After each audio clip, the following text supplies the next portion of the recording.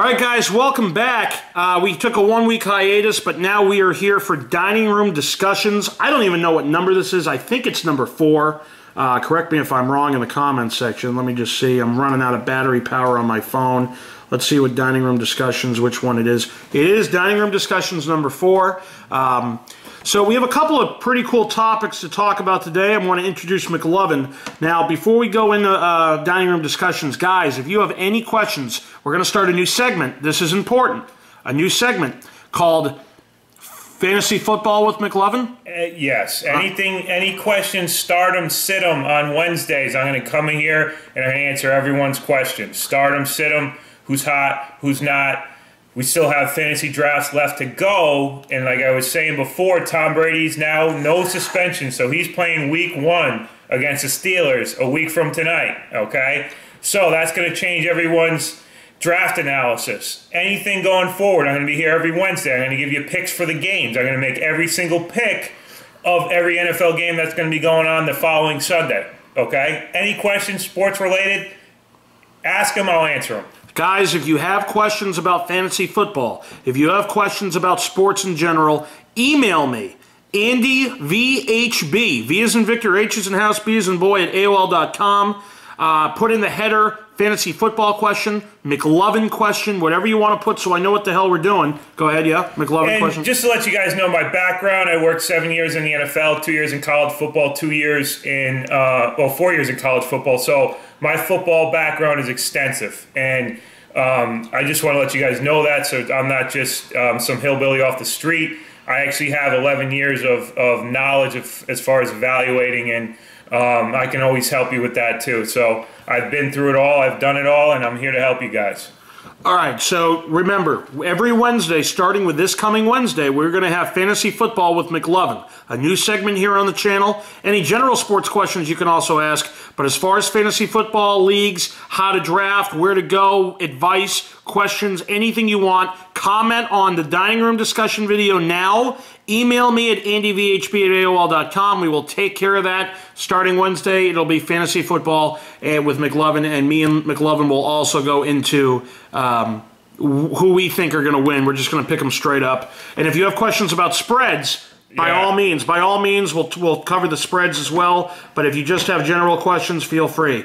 All right, the first part of this discussion, McLovin, is we're going to be talking about this question. This was an awesome question from a guy named David Couture. Okay, I hope I pronounced his name right, Couture.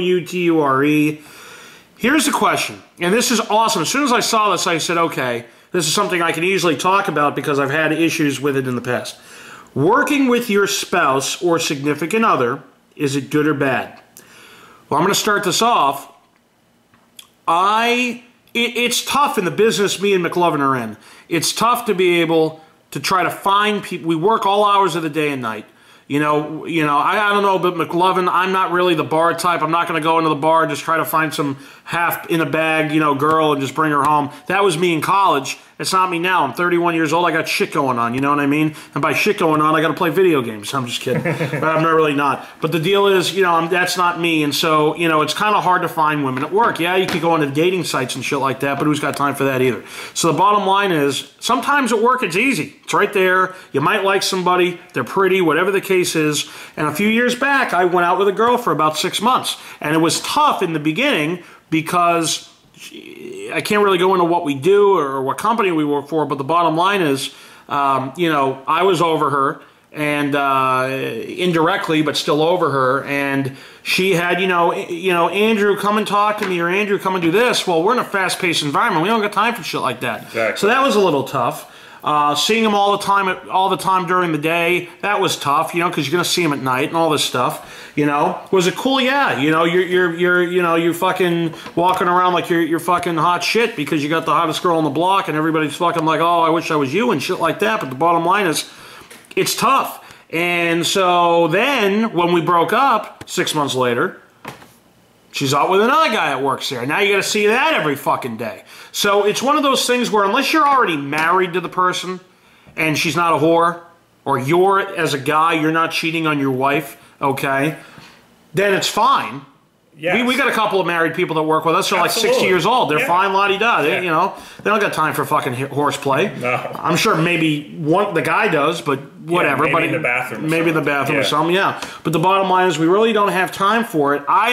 It's tough. I mean, am I against it? No. Am I for it? Not really, because of the mental anguish it can cause, especially in sales. Yes. We're not working at fucking Nabisco where we're fucking throwing shit in a box. We're dealing with sales. We're dealing with fucking a multi-million-dollar industry. A lot of Yeah. money every day. A lot of money every day. So, you know, it's tough, and that's tough enough, and having to deal with the mental anguish of a girl and all that shit, or a guy, and you know, in my case it's a girl, but, you know, in McLovin's case it's a girl, but the bottom line is, you know, whatever floats your boat, that's the problem. So that's my theory on it. It happened to me personally. It's tough to not do it. You have to have a real good you have to have a high mental capacity to be able to push through and not deal with any of it, not care about any of it, not try to go out and try to get laid or whatever the case is. But it's so easy to do. It's like eating Reese's peanut butter cups. They're bad for you, but they're fucking right there and they taste good. You got to eat them. Yeah, exactly. You know what I mean? You can't let them go to waste. Some asshole's going to come and eat them, and now you have nothing. And that guy has Reese's peanut butter cups. So, what are your thoughts, McLovin? My thoughts are this. First, I've been in 2 relationships while at work, okay? One of them, my first one, was with an intern, okay? That changes the whole ball game, okay? Now, she worked in the PR department, I worked in the operations, so we worked in 2 separate buildings, but she was an intern, so she did anything that I wanted her to do. She was going out for me more, not for me, but for her status, you know? So early on, the first 2-3 weeks, just like Andy said, you're getting high fives. You're fooling around with the hot broad in the PR department.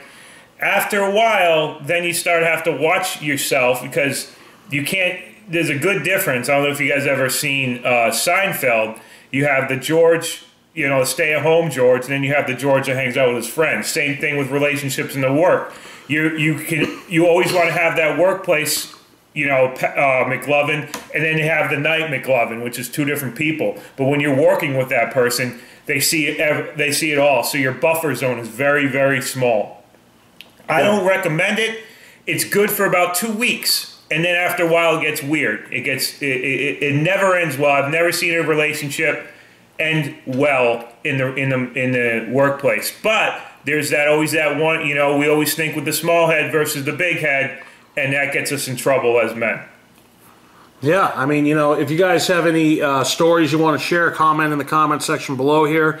As far as, you know, your work, if you had any work relationships or how that's gone. You know, it's tough, you know, especially in what we do. I can't imagine, in a bigger city it'd be easier, you know, but we're not in a big city. We're in what is this, a suburb? I don't even know what the fuck and it's like a high school where you know, once you do something, everyone knows about it, and then everyone's spreading rumors, and the rumors gets back to that person about stuff that you didn't say, and then you have to clear all that up, and you spend most of the time fighting for yourself instead of, you know, focusing time on that person. Now, I have to say this, though. If there's a smoking hot broad that works there, I'm going to do everything in my power to bang her, okay?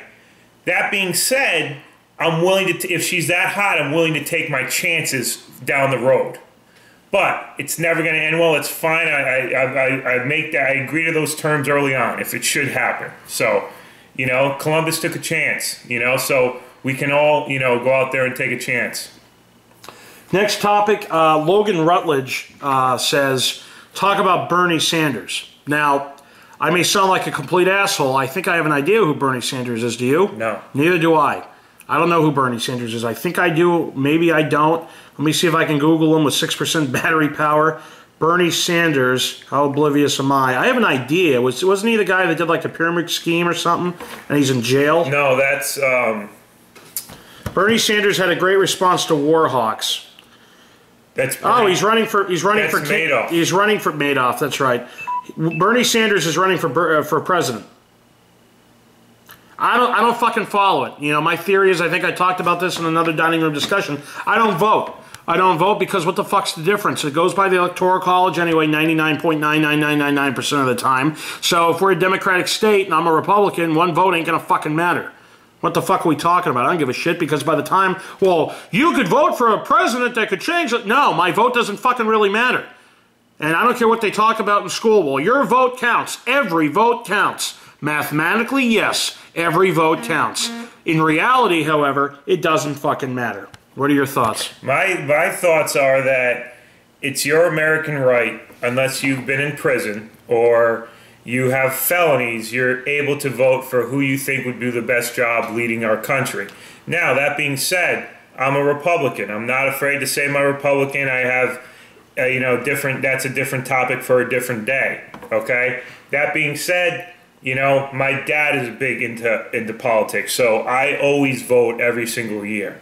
Now, I always vote for Republican, and I've always lived in a Democratic state where I know that my vote honestly does not count. But still, I want to show up, I want to support my program, I want to support my political background and vote for who I think is the best person. So, it's not a big deal to me. Politics is something that's you have to tread lightly with that anyway, with the people. But that's my take on voting. And this guy Bernie, is he a Democrat? Is he a Republican? He might be a Green Party guy. I'm sorry, whoever asked that question. I am not familiar with Bernie Sanders. Sorry about that. Scratch it. A shout out to him. One of the questions he said is, and it's really not, you can't really discuss it because it's not a discussion topic. It's a question. It's a yes or no answer. Do you play fantasy sports at all? Well, we've talked about the fact that McLovin. The cat's out of the bag. So I have many different nicknames. I go by P-Bone. I go by Business because I'm all business all the time. I go by Pat Daddy, okay? I go by many different names, okay? And I've been called worse by my sisters. So whatever you want to call me, McLovin is what they call me at work, so that's what I'm going to stick with. All right, so McLovin. But, he's going to be doing every Wednesday, we're going to be doing fantasy football with McLovin.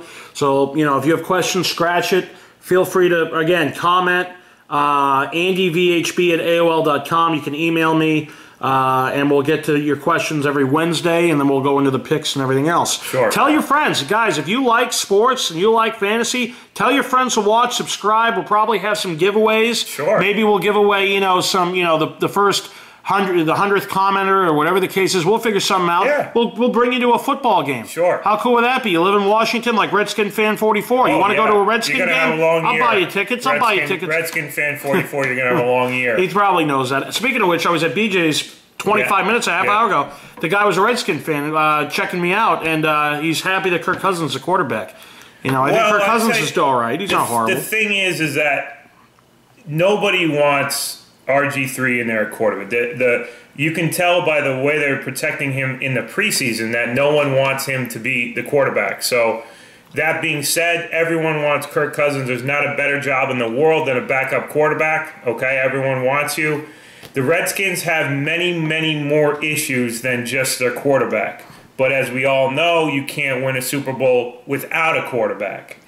Can RG3 win a Super Bowl? No. Can Kirk Cousins win a Super Bowl? No, they can't. They both can't, okay? So what they have to do is figure out another way to win. And it's going to be difficult with Kirk Cousins. It's going to be even more difficult, in my opinion, with RG3. So Redskin fans, I have a couple friends that are diehard Redskin fans. I'll never take that away from you guys. Are diehard. And I respect the shit out of you guys. But as far as going forward, Kirk Cousins gives you a better chance to win games than RG3 does. All right, guys, that has been Dining Room Discussions number 4. Remember, every Thursday before Scratch Ticket Thursday, we do Dining Room Discussions. Next week, Ken will be back. We have given Ken the night off. Obviously, last week we were at City of Mercy screening in Brooklyn, New York. And the previous week he had an issue with one of his sons in the hospital. So he had the last 2 weeks off, but we're giving him this week off as well to recuperate, to have some downtime, to go watch the Mets, even though they're off tonight. And that's that. So stay tuned next week again for Dining Room Discussions. Remember, last time I'm going to say it. The last time, do not ask me in the comment section, hey, what do I do? Here's what you fucking do. Okay, if you're watching the video like everybody says they do, there should be 0 questions on what to do. It's not that difficult. This is not trying to figure out the algebraic equation of the square root of a Mountain Dew can. Okay, this is real simple shit.